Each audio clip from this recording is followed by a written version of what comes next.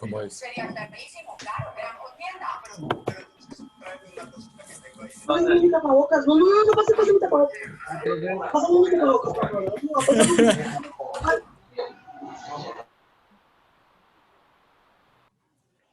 Buenas noches, profe. Muy buenas noches. Vamos a ver un momento Buenas que noches, todos profe. inicien para Buenas noches, profe. Buenas que todos noches. ingresen, ¿de acuerdo? Vale, profe.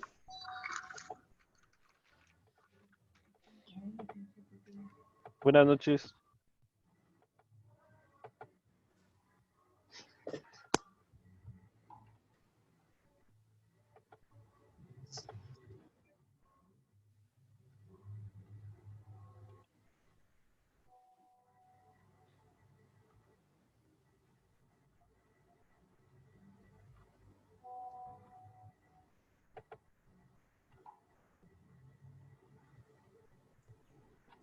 Hola.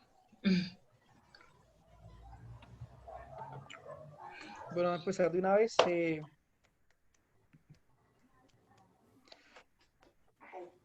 Mientras llegan todos los demás, voy a empezar a silenciar.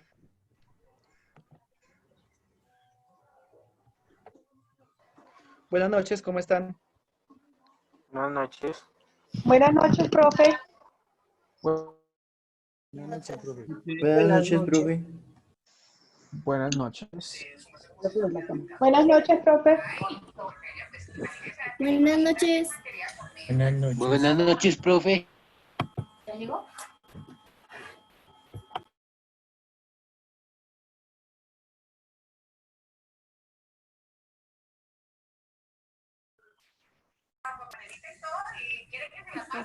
¿Me escuchan bien? Sí.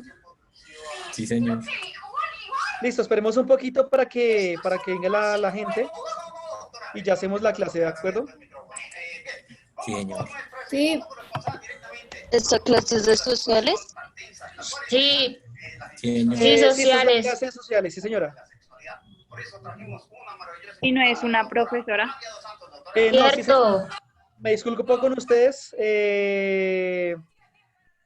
Mucho gusto, mi nombre es Jefferson Rodríguez, profesor de sociales por el día de hoy. Me disculpo porque la profesora Yurani no pudo estar porque... Profe, se le quitó el audio. Profe, se le quitó el audio. Se le Profe, quitó. se le quitó el audio. Discúlpenme ya. Entonces, pido disculpas por la profe Yurani porque pues no pudo estar. Pero pues entonces ella estará dentro de 8 días, ¿listo? ¡Qué felicidad, Les voy profe! a pedir un favor. ¿Le puedo hacer una Les voy a pedir pregunta? un favor, por favor, silenciar todos el audio, por favor, ¿listo? ¡Ay, profe! ¿Le puedo hacer una pregunta? Por favor, pregúntenme por el chat. Profe, se le cayó el audio otra Profe, vez. no se le escucha. ¿Ya me escuchan? Señor. Listo, por Filosofía favor. sociales. Sí, sí, lo escuchamos. Esto es filosofía. ¡Ay, mi profe, qué rico! Todos silenciados, por favor, todos silenciados. Todos silenciados, por favor.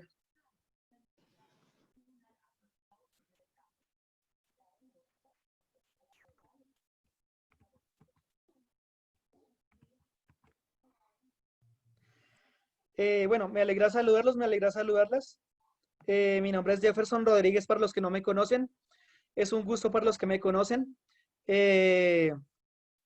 Hoy, como les dije, la profesora Yorani no puede estar, pero pues hoy puede estar en su reemplazo. Espero que la clase de hoy sea amena, sea divertida y sobre todo de mucho aprendizaje. También espero que, por favor, pido a ustedes mucho la colaboración, pido mucho su respeto para que esta clase se pueda desempeñar de la mejor manera, ¿de acuerdo? Entonces les suplico el favor de que podamos llevar esta clase de la mejor manera.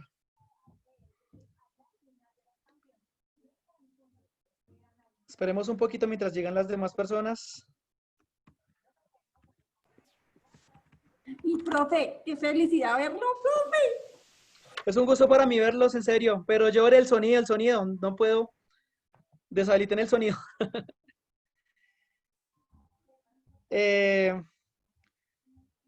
Esperemos un poquito más.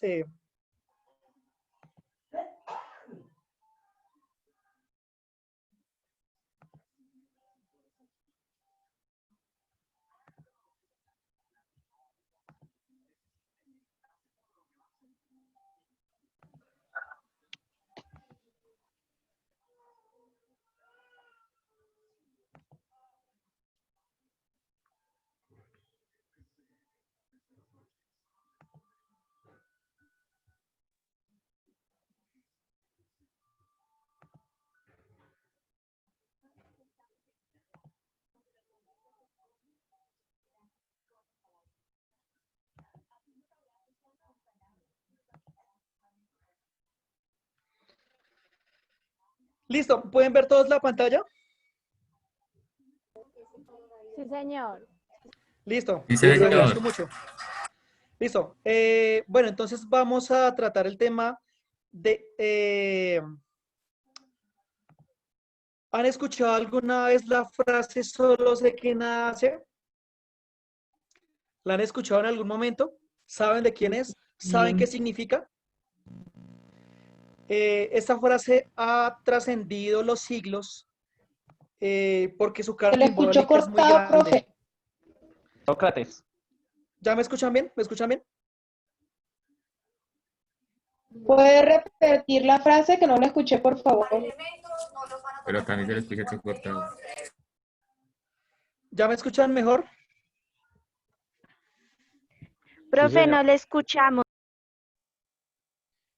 Permítanme.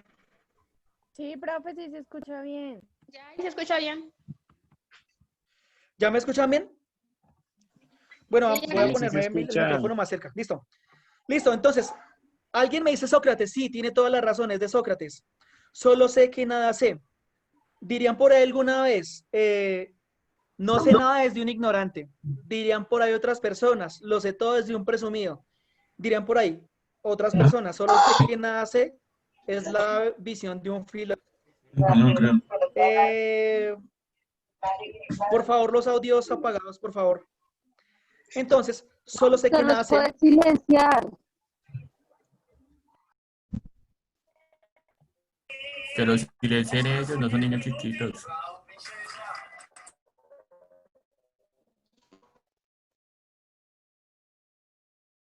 Y permítame. Agradezco a las personas que me colaboran.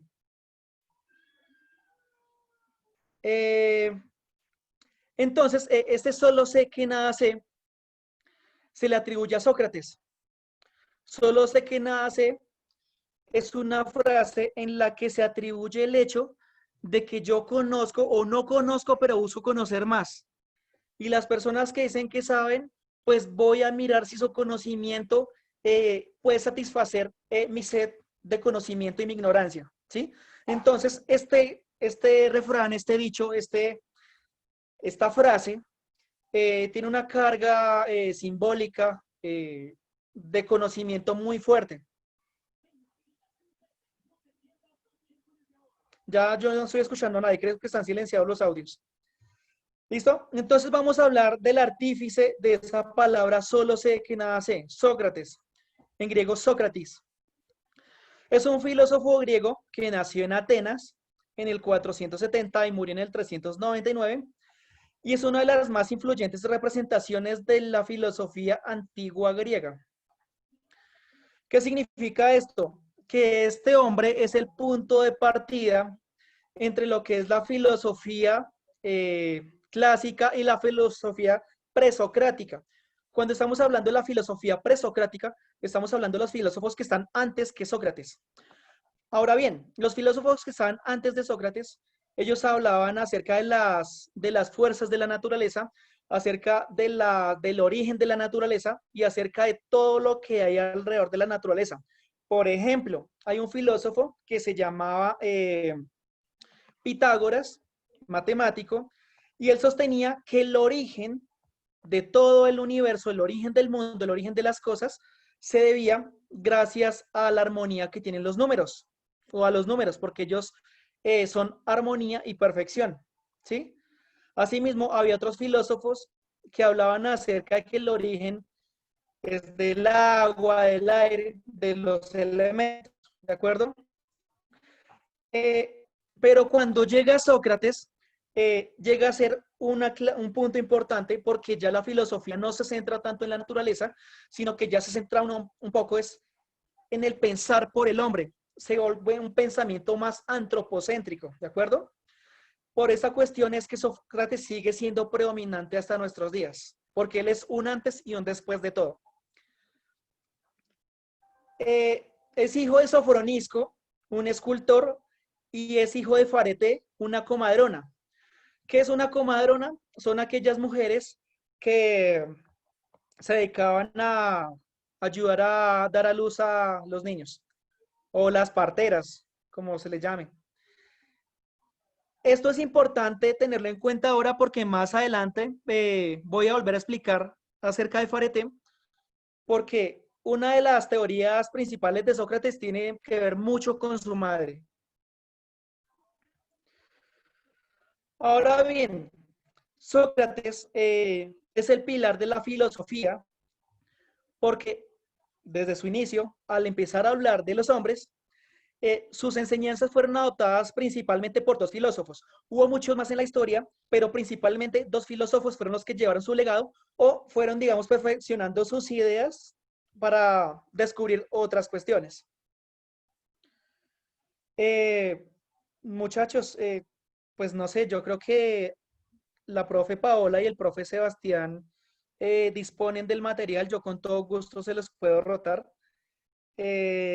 para que ustedes copien, ¿sí? O sea, yo lo que quiero es que por ahora me entiendan, ¿de acuerdo? ¿Hay dudas hasta el momento? ¿Hay dudas? Listo, tomen pantallazo. Si hay dudas, por favor, digan, háganmelo saber, ¿de acuerdo?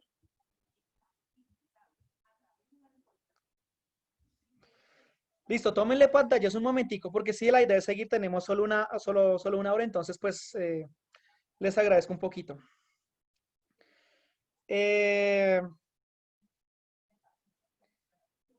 ¿Ya puedo seguir?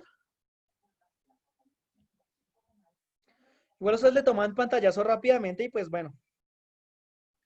Listo, muchas gracias. Entonces, estos dos filósofos yo creo que ustedes los han escuchado demasiado.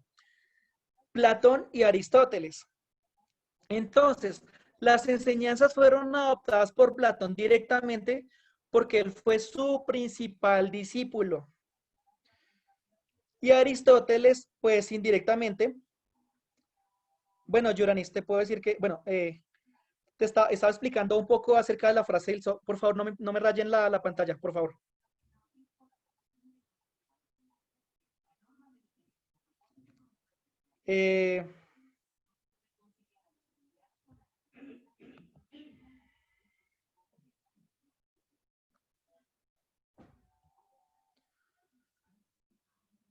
Listo. Bueno, entonces estaba explicando que Sócrates es uno de los filósofos más importantes incluso en la actualidad.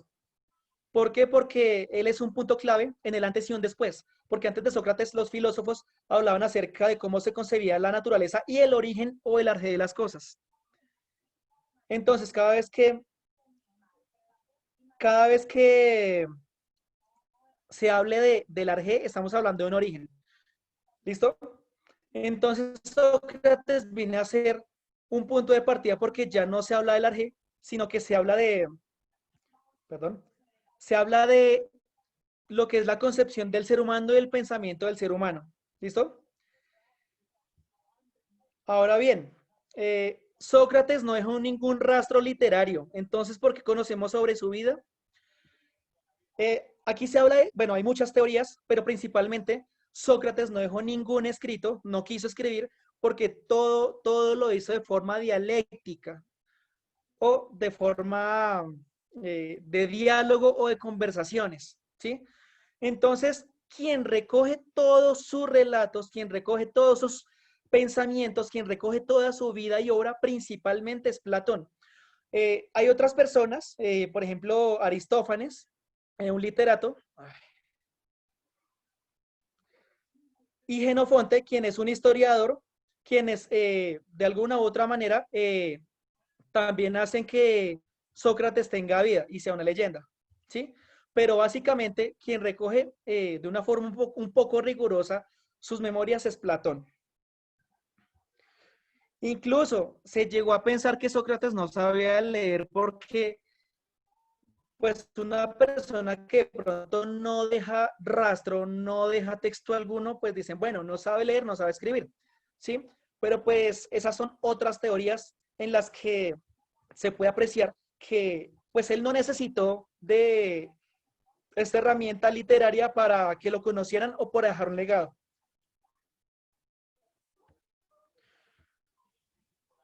De hecho, también se cuenta, bueno, aquí va a morir el chat. Yo la persona que me preguntó por qué no había dejado escritos, porque es que él todo lo hizo por medio de la oratoria, por medio del discurso. ¿Listo? Entonces, por eso, Platón fue quien recogió todas sus memorias. Miguel Enrique, Sócrates no dejó escritos porque, bueno, una de las teorías dice que él no sabía leer ni escribir, ¿sí? Pero es una teoría.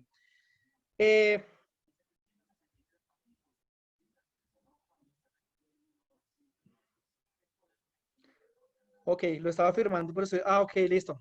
Pensé que no había quedado claro. Listo, Miguel, gracias.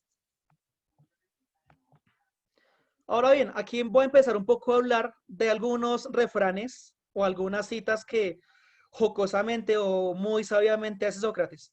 Aquí ven uno, y es que dice, después de la tormenta viene la lluvia. Esa es una anécdota que Sócrates le comparte a sus discípulos cuando en un momento su esposa, que era 30 años menor y que era un poco iracunda con él, o sea, ya era llena de rabia con él, le arroja un cántaro con agua después de una acalorada discusión. Entonces, después de esa discusión, Sócrates dice, después de la tormenta viene la lluvia.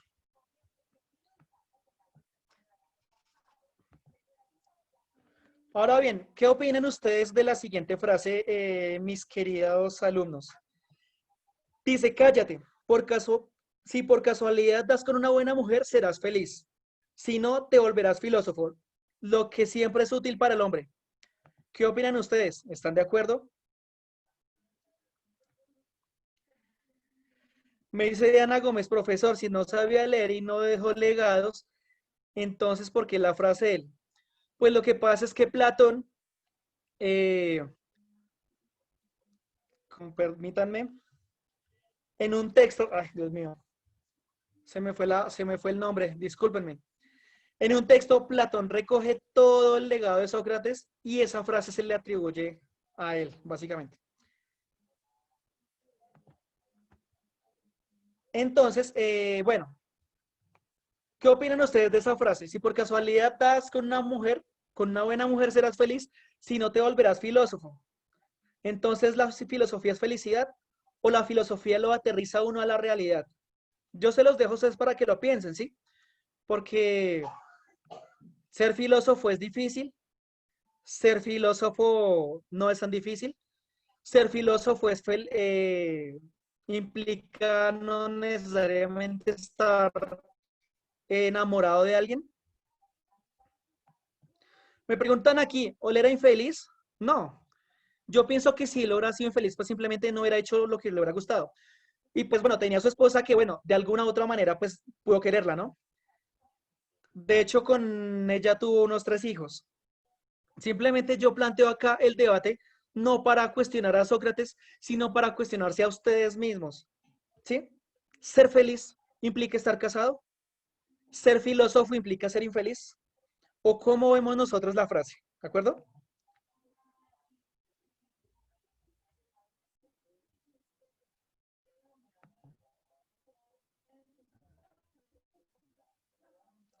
Dice Miguel, la filosofía es una realidad, pero que nos lleva a ser una persona más pensante, no es algo relativo. Sí, claro, nos lleva a ser pensantes, pero nos lleva a mirar al interior de nosotros. ¿Qué tanto nosotros podemos mirar la verdad? ¿Sí? O qué tanto nosotros podemos descubrir la verdad de una manera diferente. No, Miguel, no, créame que sus intervenciones están haciendo muy apropiadas, me gustan mucho. La cuestión de la filosofía es esta, que no se queden con lo que yo estoy diciendo. La cuestión de la filosofía es que ustedes me digan, bueno, profe, ¿cómo se hace esto? ¿Cómo se hace lo otro? ¿Sí? Entonces sus preguntas me parecen maravillosas porque en realidad, uno, está muy pendiente de la clase y dos, está cumpliendo lo que estoy tratando de proponer en la filosofía. Porque la filosofía, pues, hay verdades, pero siempre todo se cuestiona, ¿sí? Porque, pues, digamos que la base de la filosofía es la investigación. Dice Arely, yo pienso que ser filósofo lo lleva a uno a la realidad de diferentes perspectivas. Claro que sí.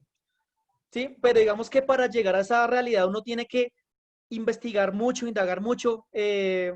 Para llegar Sócrates a donde estaba, tuvo que conocer mucho de su contexto para hacer un poco de la mayéutica algo que hasta nuestros días se vea. Más tarde les mostraré un ejemplo de esa cuestión. La cuestión de la filosofía, por lo menos en Sócrates, no implicaba que la gente le hallara la razón.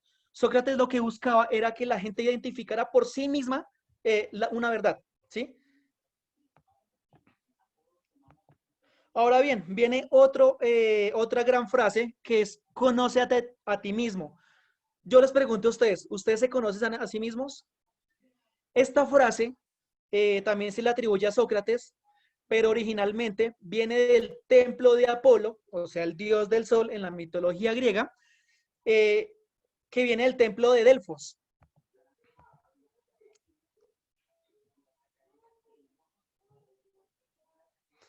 Me dice Albeiro, ¿ser filósofo lo desprende o no de la religión? Sí. En cierta medida, sí. Para ellos, ¿qué era lo más importante? La verdad. Todo filósofo está en busca de una verdad, ¿sí? La filosofía en griego significa el amor o el hambre hacia la verdad, ¿sí? Cada filósofo tiene una verdad distinta, pero entonces cada uno busca una verdad, una cuestión diferente.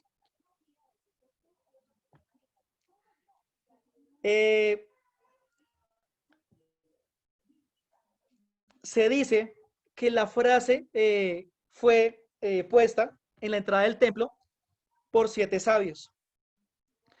Esta frase fue atribuida a Sócrates. Esta palabra fue atribuida a Sócrates porque se cuenta que Sócrates daba sus enseñanzas cerca de ese templo, ¿sí? Entonces, mucha gente le atribuye esa frase a Sócrates por esa razón. Es una pequeña frase en comparación con la grandeza del significado. ¿Qué significa conocerse a uno mismo? Conocerse a sí mismo implica llevar el camino del perfeccionamiento, adquirir conocimientos sobre las diversas ramas, pero conocer también las limitaciones propias. Esto creo que es importante porque, por lo menos en la vida de Sócrates, él se ganó muchos enemigos porque le decía a la gente que no sabía nada, ¿sí? O que ignoraba lo que estaba diciendo.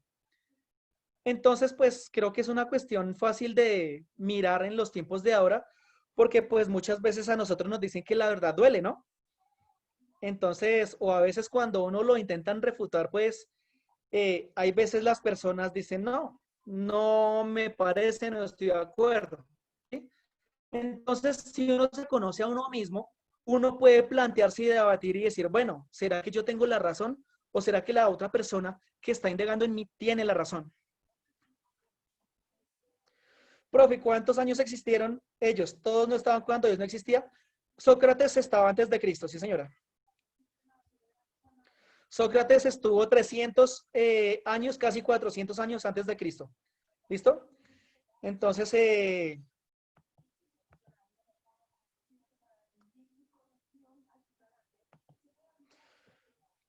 bueno, digamos que en la cuestión religiosa Dios ha estado siempre, ¿sí? Respondiendo a la pregunta de John Jairo. Listo, María del Carmen. Ahora bien, en el pensamiento de Sócrates, por favor aquí, atentos, por favor, Si hay preguntas, me las hacen. Es uno de los primeros filósofos en dedicar su conocimiento pensando acerca del ser humano, el ciudadano y la polis. Las polis son aquellas pequeñas ciudades que son estados. ¿Qué significa esto? Que cada ciudad griega tenía sus propias leyes, ¿sí? Tenían una cultura similar, pero lo que era la cuestión social, económica y política, o a veces militar, digamos que eran independientes cada uno de los estados. Se inicia un pensar filosófico que consiste en que la gente y los políticos busquen un estricto saber, empezando por reconocer que no saben y que procuren buscar ante todo la justicia. ¿Qué significa esto? Sócrates no buscaba que le hallaran la razón, jamás en la vida. Lo que Sócrates buscaba era que la gente misma pudiera hallar la verdad a través de una serie de preguntas que Sócrates les hacía, ¿sí? Pues digamos que como en Grecia, en la antigua Atenas, habían muchos sabios, filósofos y sofistas, pues digamos que el debate en las plazas públicas era recurrente y por lo tanto, pues los filósofos tenían una capacidad de oratoria increíble. Entonces, por eso es que Sócrates se mete en este mundo de sacarle la verdad a la gente para que la gente a través de sí misma pueda hallar los errores. ¿Listo? Esto se le denomina intelectualismo ético. Ahora bien, también se le denomina intelectualismo ético, discúlpenme, a que Sócrates buscaba el amor no solo a la verdad, sino también a la justicia, a la ética. La ética es aquello que nosotros hacemos bien, considerando que en realidad está bien, ¿sí? Porque están las personas que consideran que hacen el bien, pero que desconocen que están haciendo el bien y están haciendo el mal, ¿de acuerdo? Entonces, la ética es saber que yo estoy haciendo el bien cuando en realidad las cosas, cuando es el bien, ¿sí? La justicia, la verdad, la honestidad, ¿de acuerdo? De ahí que Sócrates proponga que una de las virtudes o que cumplir estas nociones éticas nos lleve a la virtud o el arete que se denomina en griego, ¿de acuerdo? Entonces, dice, el método de preguntas y respuestas por medio del diálogo, por el cual la verdad no debe ser enseñada sino encontrada, ¿de acuerdo? Entonces aquí Sócrates nos está diciendo que la búsqueda de la verdad no es lo que él dice, sino que él busca que las personas puedan hallar la verdad. Entonces, este pensamiento o esta corriente se denomina mayéutica, ¿de acuerdo? Mayéutica es como la tesis principal en toda la vida de Sócrates, ¿de acuerdo? Bueno, vamos a hablar ahora entonces de lo que ha propuesto Sócrates. Voy a mirar un momentico el...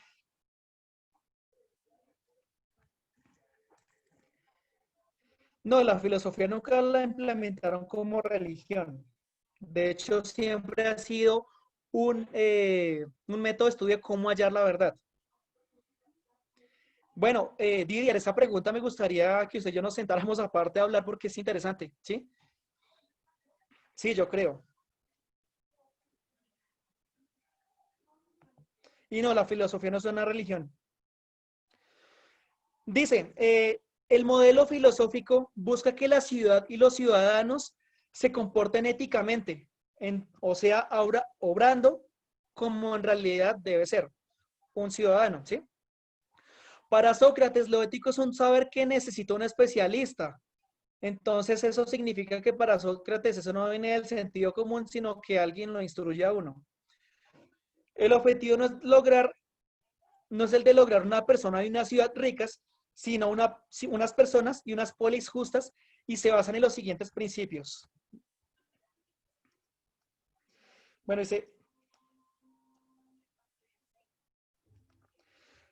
me dice Jonathan, si no se halla la verdad, no es de suponer las cosas. Pues bueno, la idea es buscar la verdad y muchas veces, digamos, metiéndome en el plano de la ciencia, a través del ensayo-error se llega a una verdad, ¿no? Dice, no es la fortuna que hace la virtud, es la virtud que hace la fortuna, y todo lo que es bueno a los individuos es bueno para la ciudadanía. ¿sí? Entonces, ¿qué quiere decir esto? Que nosotros con las riquezas que tengamos no vamos a llegar a tener la virtud, ¿sí? Más bien nosotros con la virtud vamos a llegar a tener unas riquezas que no pueden ser necesariamente materiales, ¿sí? Entonces, la idea de Sócrates es llegar a la virtud, al arete. Evitar que se cometan injusticias y evitar hacer el mal. Entonces, dirían algunos que Sócrates es el filósofo del amor. Este filósofo busca que todas las cosas se hagan de la mejor manera, que se haga el bien. Y es la idea evitar el mal. Por entonces, si a mí me hacen el mal, yo no soy el malo, ¿de acuerdo? Porque esa es otra de las cuestiones. Dice Sócrates, preocuparse más de los que son ciudadanos, de lo que son los ciudadanos y la ciudad de lo que tienen. ¿Qué quiere decir esto? Que tú vales más por lo que eres que por lo que tienes, básicamente, ¿sí? Tú puedes ser muy rico, pero si no eres una persona ética, pues no eres una buena persona, ¿sí? El comportamiento ético traerá los bienes materiales, no al revés. ¿De acuerdo? Ahora bien, viene acá una de las corrientes que pues, es más estudiada en la cosmovisión de Platón, pero que Sócrates retoma, o que Sócrates pues, se apropia a sí mismo, y es la cuestión de la dialéctica.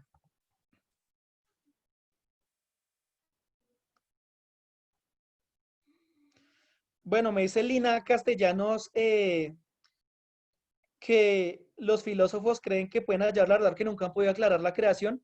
Pues hay bueno, te aconsejo que mires la cuestión de la evolución versus la creación, ¿sí? La teoría de la evolución de Darwin versus la creación bíblica, ¿listo? Entonces vamos a la dialéctica. ¿Qué es la dialéctica? Dialéctica es dialogar, conversar, pero en la cuestión, digamos, un poco rigurosa del tema de la academia, la dialéctica refiere a una conversación un poco más argumentada, un poco más seria, ¿sí? Uno no puede, digamos, en las conversaciones griegas antiguas, uno no puede salir, digamos, con cuestiones de la nada, ¿sí? Porque todo justamente tenía que ser argumentado. Entonces, se imaginarán ustedes el nivel y la capacidad de oratoria, la capacidad de argumentar y la capacidad de pensar rápidamente que tenían los filósofos. Entonces, pues, era interesante esa época. Se entiende por dialéctica el arte de descubrir la verdad, poniendo como manifiesto las contradicciones en la argumentación del adversario y superando estas contradicciones, ¿de acuerdo? Entonces, estamos en un debate. Yo digo unas teorías que pueden ser ciertas, pueden no ser ciertas. Llega una persona y hace un debate sobre mis ideas y me dice, no, usted no tiene la razón, o sí tiene la razón. Si no tiene la razón, no las tiene por estos y estos motivos, ¿sí? Si a uno lo van a contradecir, la idea es contradecirlo con argumentos, ¿de acuerdo? Justamente en ese ejercicio dialéctico de argumentar y contradecir, pero argumentar. En la dialéctica hay una retroalimentación por medio del intercambio de argumentos en los cuales hay afirmaciones y negaciones. Se expone una tesis y una antítesis en aras de la búsqueda de la verdad, ¿sí? Entonces es lo que yo les decía. Una tesis son las ideas que uno puede plantearse, pero una antítesis es la contraparte que de pronto puede refutar mis ideas.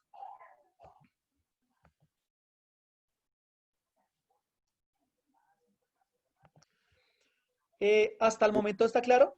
Quiero que tengamos esto muy claro. Si no, me vuelvo un poquito, vamos, tenemos todavía algo de tiempo.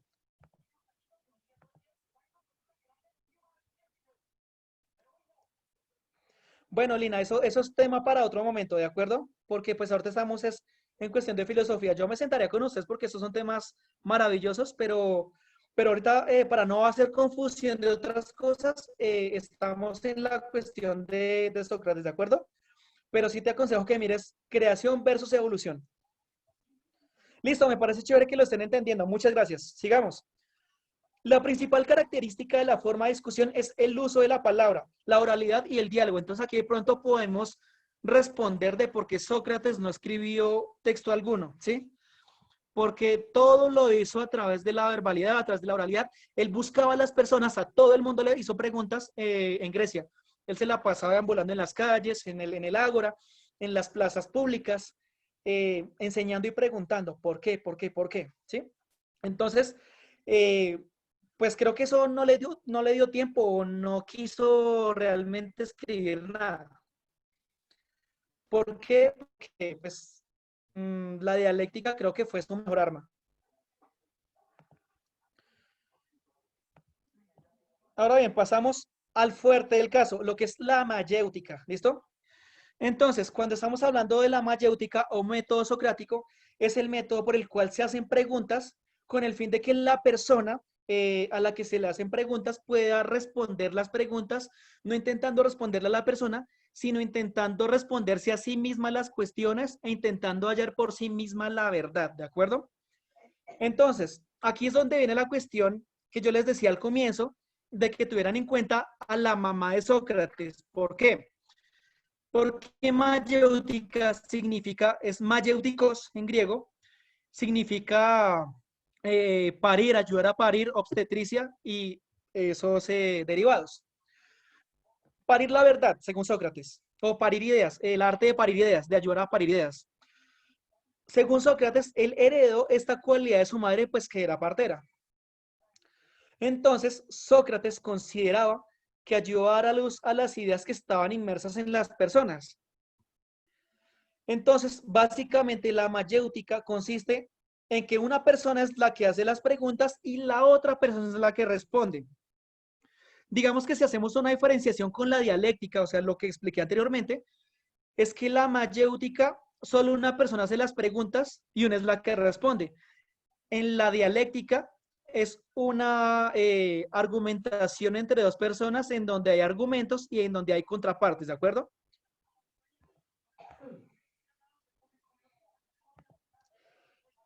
Ahora bien, una persona hace preguntas y otra persona es quien hace las respuestas. Aquí la idea es que no haya réplica o contradicción.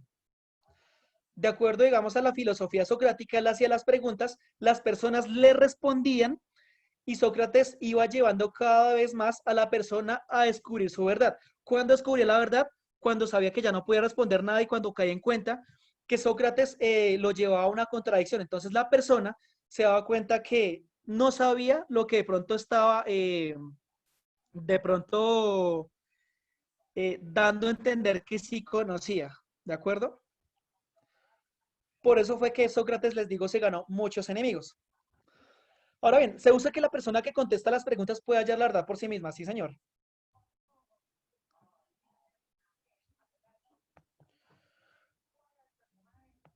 Ahora bien, ¿cómo aplicamos la mayéutica? Primero, existe algo que se llama la ironía o la refutación. Entonces voy a tratar de darles un ejemplo. Voy a tratar de darles un ejemplo acerca de cómo podemos hacer esta ironía. Si las personas que hay aquí son uribistas, de pronto perdónenme por el ejemplo. Si estamos nosotros en una marcha y le preguntamos a un uribista que por qué vota por Uribe, dice que vota por Uribe porque es una persona que le ha hecho bien al país. ¿Por qué no le gusta a Petro? Porque Petro es una persona comunista. ¿Qué es comunismo? Es una decadencia que tiene el país. Pero usted no me ha respondido qué es el comunismo. Claro, ya le respondí. El comunismo nos tiene mal. El comunismo es Venezuela. Claro, sí, señor. Me está diciendo que el comunismo es malo, pero no me ha dicho que es comunismo, ¿sí? Entonces, la idea de esto, de la ironía, es decir, bueno, si usted sabe tanto de comunismo, si usted sabe tanto de Uribe, dígame usted por qué vota por Uribe y dígame si usted no está de acuerdo con el comunismo, entonces, ¿qué es el comunismo? ¿Sí me entienden un poco la cuestión? Entonces, esa es la ironía, como yo intentar decirle, bueno, si usted sabe tanto, entonces dígame por qué tal situación. Eso es lo que hacía Sócrates. Entonces, buscar por medio de preguntas y refutarle a la persona para que la persona no es que quedara en ridículo, sino que la persona pudiera llegar a sí misma a conocer su verdad. Entonces, la ironía o la refutación consiste en mostrarle interrogado por medio de una serie de hábiles preguntas que las opiniones que creen verdaderas en realidad son falsas, ¿sí? Esto ocurría mucho en la Grecia de Sócrates porque habían muchos sofistas que exponían muchas verdades. Entonces, lo que buscaba Sócrates era demostrar si estas personas eran coherentes de acuerdo a esa verdad. Pero cuando, digamos, Sócrates llevaba al punto extremo sus preguntas, había un punto en que las personas en realidad no podían responder de forma argumentada y lo que hacían era hacer una contradicción a sus propios principios. Que para Sócrates eso era malo y era, digamos, una cuestión que llevaba un poco a la falta de conocimiento, que era peor a no conocer nada. En ese momento se da la refutación cuando se descubre el falso saber, ¿de acuerdo? Entonces vuelve al ejemplo de la cuestión uribista. Cuando uno le dice a una persona que el comunismo es un modelo económico, ¿sí? Que eso no lo creó Petro, entonces ahí se genera un choque, ¿sí? Que no es una cuestión que no es ni traída de Venezuela, que tampoco trae Petro, ¿sí? Con el fin no que la persona llegue como a ponerse en discusión o a enfadarse contra uno, sino a hacerle saber una verdad, ¿sí?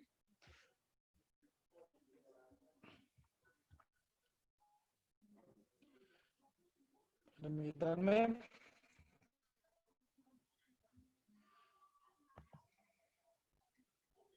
Claro, se ven acorralados porque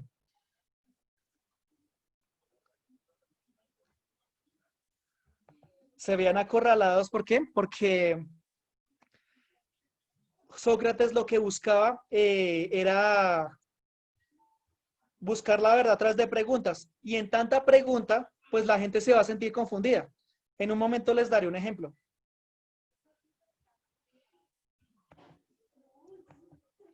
Bueno, a Didier pues le estoy diciendo que, bueno, a medida que yo estoy explicando, estoy pues dando la definición, que es la que ustedes están dando en la pantalla.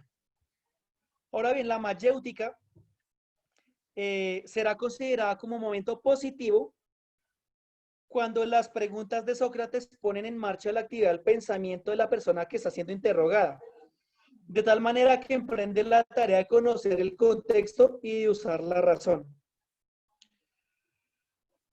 Con esa situación, la idea es que el interrogado se dé cuenta por sí mismo que su conocimiento estaba equivocado o que habían contradicciones. ¿Listo? Entonces, básicamente, esa es la mayéutica.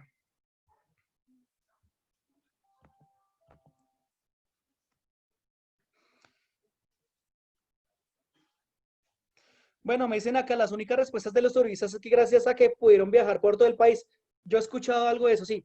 El ejemplo que di no es porque yo sea petrista en nada de eso, sino que yo es un ejemplo que quiero poner en contexto, ¿sí?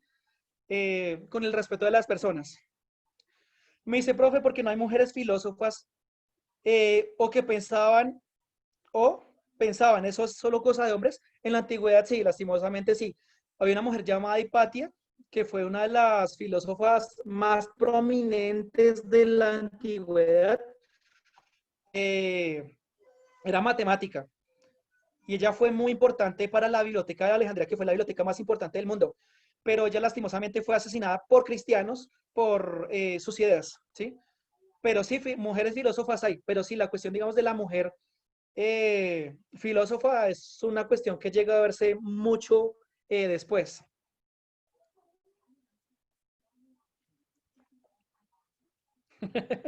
Didier. Gracias, Didier. No, gracias. No, me gusta que participe. Maravilloso. Y pues me gusta su aporte. Bien, bien. Lo voy a tener en cuenta. Atenea, ¿quién era una diosa? Pero pues estamos hablando de Atenas, no de Atenea, ¿sí? Y sí, véanse en Sella. Ahí uno se ilustra mucho en mitología griega. Ahora bien, voy a ponerles un ejemplo para que por favor ustedes me pongan cuidado y por favor díganme si lo escuchan, ¿de acuerdo? Si lo escuchan, maravilloso.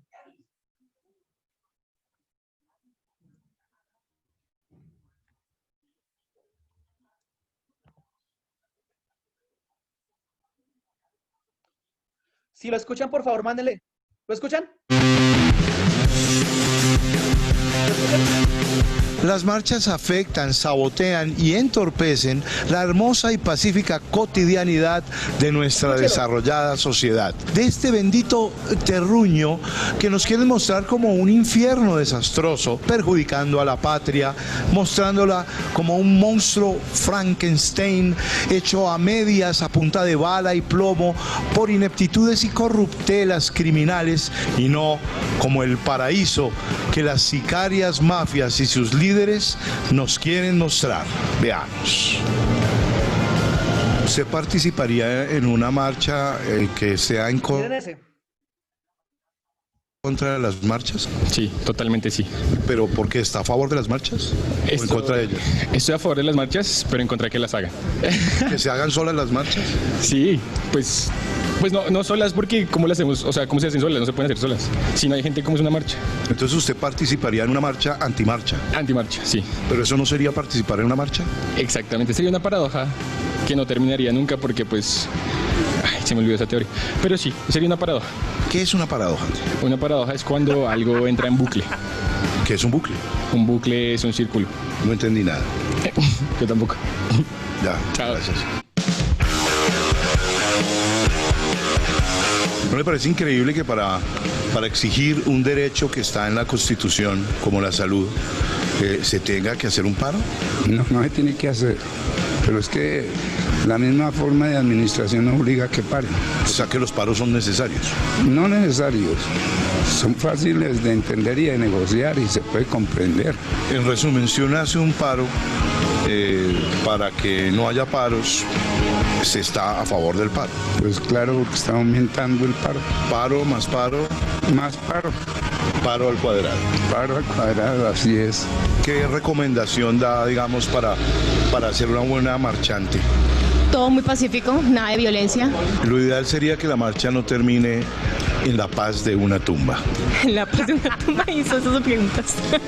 ¿Por qué le causó tanta risa eso?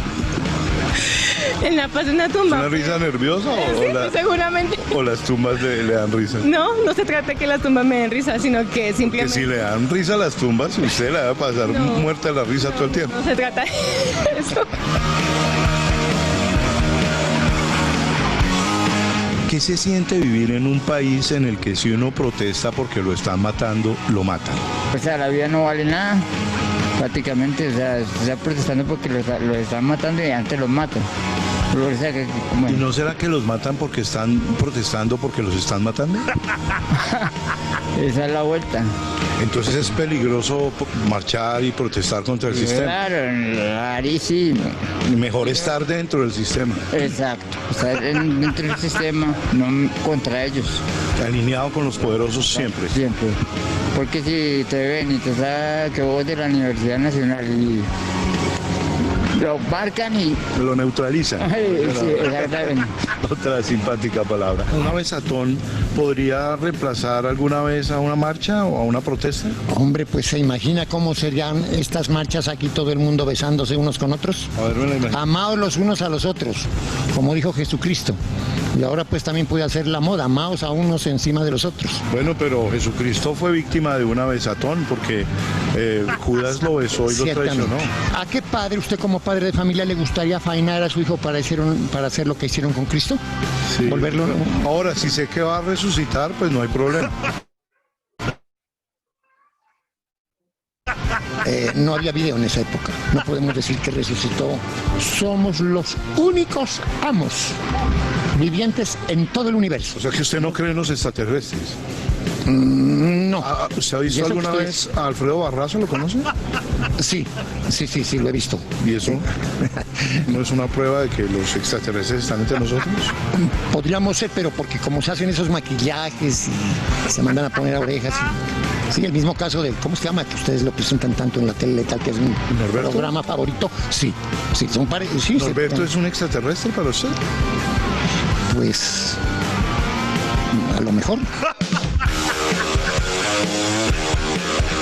¿Usted participaría en una marcha que apoyara al gobierno para que se pusiera al día en los asesinatos postergados? Depende de cuáles, porque pues si son en parte mala, pues no me gustaría colaborar en eso. O sea que hay asesinados, aplazados buenos y hay otros malos. Claro, ¿Cuáles son los buenos? por ejemplo, los que matan la guerrilla. Hay unos que son buenos y los matan y no hacen nada. ¿Y los malos? Mm. ¿Cuál es? ¿No le ocurre ni uno? No. Voy a pensar yo también. Gracias. ¿Usted apoyaría una marcha de banqueros que protesten para ampliar el impuesto? ¿Qué les pareció el video? ¿Bien?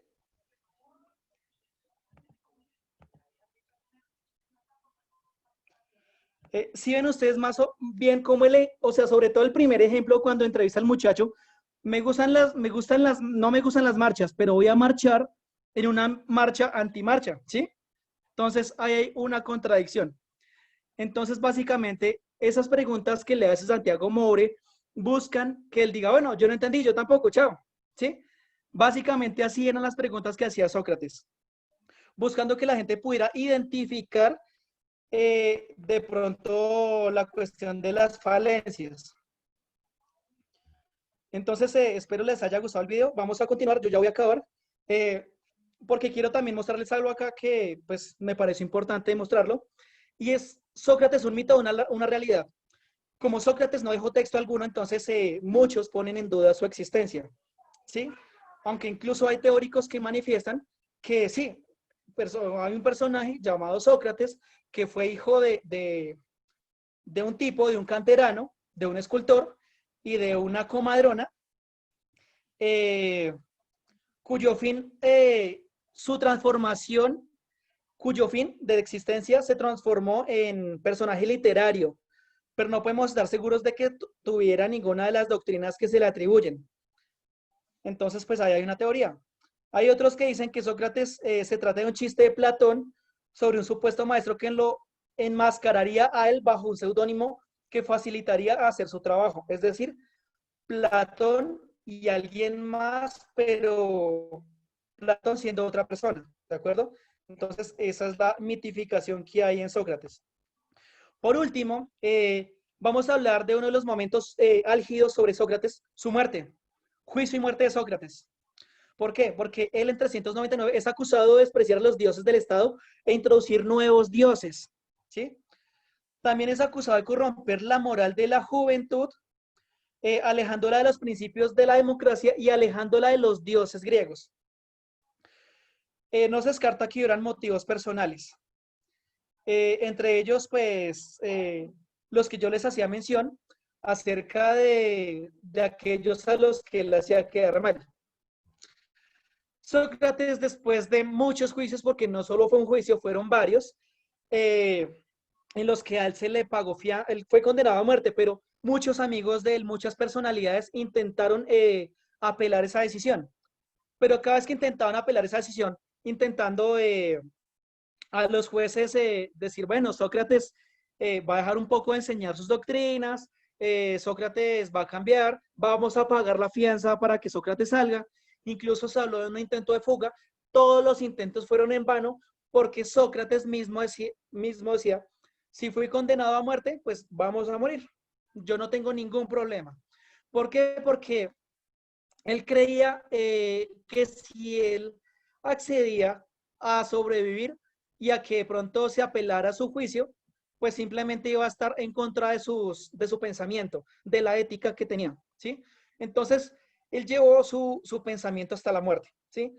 Entonces, en 399, en compañía de sus amigos, como se ve en la foto, Sócrates es envenenado, toma cicuta y pues muere. Entonces, el legado de Sócrates pues no queda ahí, ¿sí? Si muchos querían acallarlo, pues no lo acallaron. Su legado continuó gracias a Platón, gracias a Aristóteles y gracias a otras personalidades filosóficas que pues han deambulado en el camino de la historia, en el trasegar de la historia, ¿sí? Entonces, pues básicamente creo que esto era lo que yo les quería mostrar, mis muchachos, mis muchachas. Me quedan 3 minuticos para hacer unas últimas reflexiones, agradeciéndoles a ustedes la infinita comprensión y la infinita atención que han tenido para conmigo. Se han portado maravillosamente bien, les agradezco mucho. Tremendos estudiantes. Entonces, listo, pues vamos a mirar las preguntas.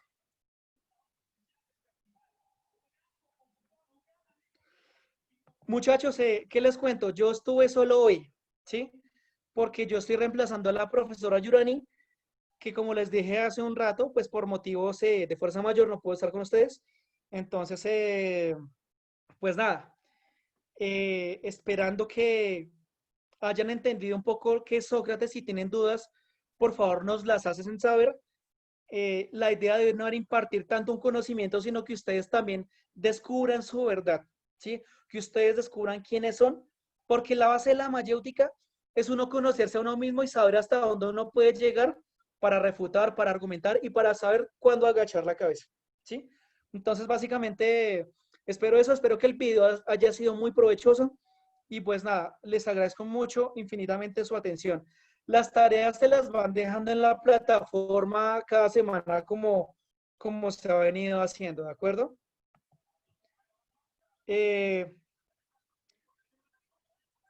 Les agradezco mucho, que estén muy bien. Esperemos de pronto en algún momento de la vida podernos ver, ¿de acuerdo? Muchas gracias y pues bueno, ya muchas gracias por los mensajes. Claro, Marcela, hay que hacer un debate, claro, es bonito porque uno como profesor no tiene la absoluta verdad, ¿sí? Entonces, todo en esta vida y todo en este mundo puede ser refutable, ¿listo? Y listo, me gusta que hayan entendido la mayéutica. Entonces, listo, por favor, entonces vayan a su siguiente clase y que me les vaya muy, muy bien. Muchas gracias por todo. Hasta luego.